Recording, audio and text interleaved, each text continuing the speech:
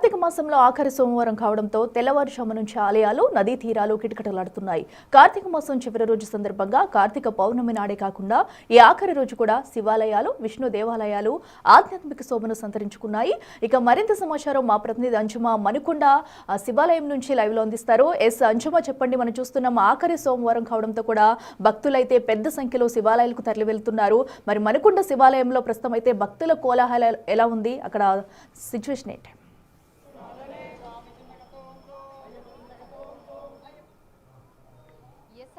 కార్తీక మాసం నెల రోజుల పాటు కూడా ఎంతో భక్తి శ్రద్ధలతో భక్తులందరూ కూడా ఆ శివకేశవులను ఆరాధిస్తూ ఉంటారు. ఇక ఈ రోజు చివరి సోమవారం కావటంతో శివకేశవుల ఆలయాలన్నీ కూడా భక్తులతోటి రద్దీగా మారాయి. తెల్లవారుజాము నుంచే భక్తులందరూ కూడా తమకు సమీపంలో ఉన్నటువంటి శివాలయాలకు, విష్ణువు ఆలయాలకు వెళ్లి ప్రత్యేక పూజలు, అభిషేకాలు, అర్చనలు కూడా నిర్వహిస్తున్నారు. గత నెల 22వ తారీఖున మనకు కార్తీక మాసం మొదలయ్యింది. ఈ నెల 20వ తారీఖున ముగుస్తోంది. అయితే ఈ రోజు చివరి సోమవారం కావటంతో కూడా భక్తులు పెద్ద సంఖ్యలో శివాలయాలకు విచ్చేసి దీపారాధన చేస్తున్నారు. ప్రత్యేక అభిషేకాలు, పూజా కార్యక్రమాలను కూడా నిర్వహిస్తున్నారు.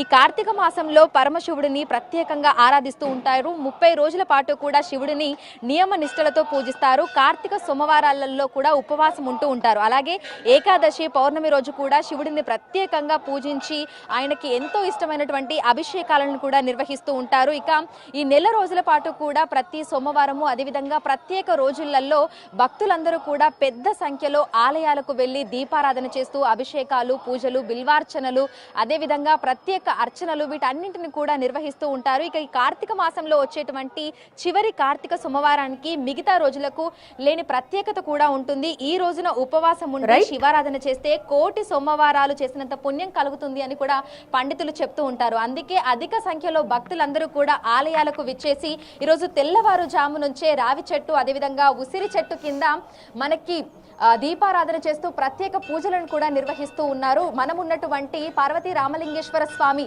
ఆలయంలో కూడా ఉదయం నుంచే భక్తుల రద్దీ అయితే కనిపిస్తోంది. అనేక మంది ఈ ఆలయానికి విచ్చేసి ప్రత్యేక పూజా కార్యక్రమాలు నిర్వహించడంతో పాటు దీపారాధన కూడా చేస్తున్నారు. Right Anjuma, thank you.